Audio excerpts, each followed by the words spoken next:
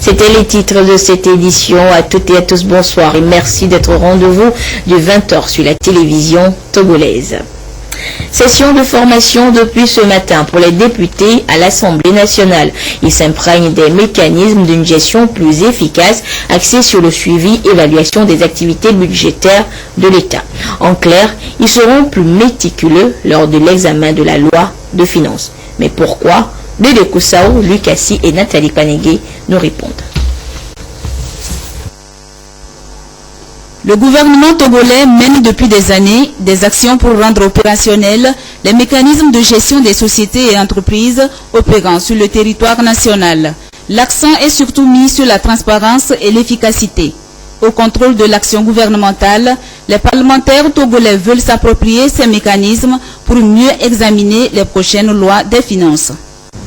Le présent atelier qui se tient en prélude à la session budgétaire de l'année 2015 participe à une meilleure appropriation des outils de contrôle que sont la gestion axée sur les résultats et le suivi-évaluation au regard de l'instauration de bonnes pratiques en matière de gouvernance économique et financière dans un environnement socio-économique régional marqué par l'élaboration des cadres de dépenses à moyen terme, CDMT, et l'élaboration des budgets programmes, pour ne citer que celles-là.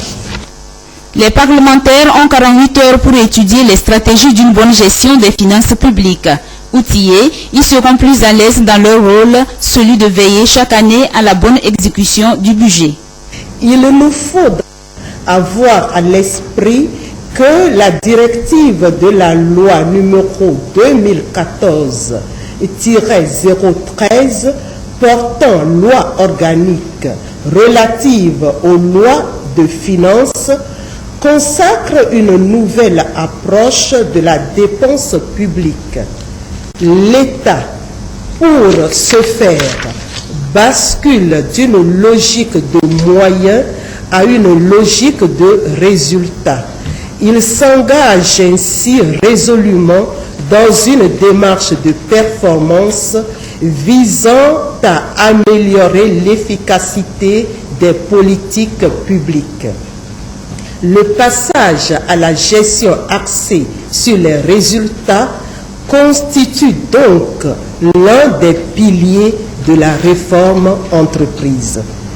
Dans cette perspective, nous, parlementaires, qui demeurons un des acteurs clés de la mise en œuvre des réformes, avons la lourde responsabilité de passer au peigne fin les budgets de l'État avant leur vote. Il nous faut avoir la maîtrise des outils de planification. La programmation du budget, sa planification à moyen et long terme et l'élaboration d'une politique sectorielle sont des sujets qui seront débattus au cours de cette rencontre. Comment assurer la sécurité alimentaire au Togo et permettre aux populations d'avoir accès à une alimentation saine? La stratégie est développée dans des guides de réalisation de forage, de projets de normes de qualité pour l'eau de boisson et tant d'autres projets. Mais avant leur validation, leur exécution, ils sont soumis à l'approbation des experts en charge du secteur de la régulation de l'usage de l'eau et des forages dans notre pays. Quoi sigler Nathalie Panégué.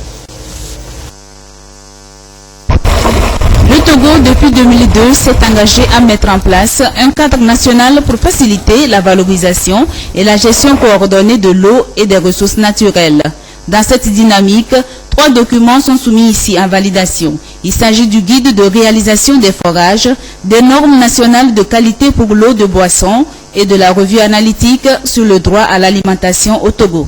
Le document détermine tout d'abord le cadre juridique du droit à l'alimentation appliqué au Togo, le cadre institutionnel, toutes les institutions qui sont donc impliquées dans la réalisation et également tout ce qui concerne donc les obstacles. Et au Togo, le jugement sur la qualité de l'eau se base sur les normes de l'OMS. Or, l'OMS n'a donné que des recommandations, c'est-à-dire des directives qui ne sont pas contraignantes. Il était urgent pour le Togo d'adopter des normes de qualité pour les eaux de boisson.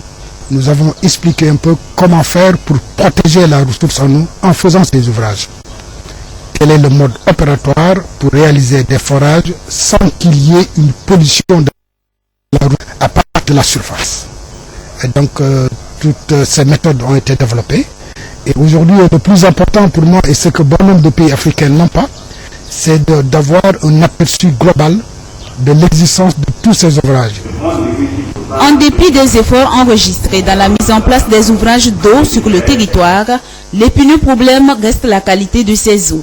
C'est donc pour limiter l'impact des prélèvements anarchiques et des aménagements hydrauliques sur la santé des populations que le ministère de l'Hydraulique collabore avec l'Organisation des Nations Unies pour l'alimentation et l'agriculture.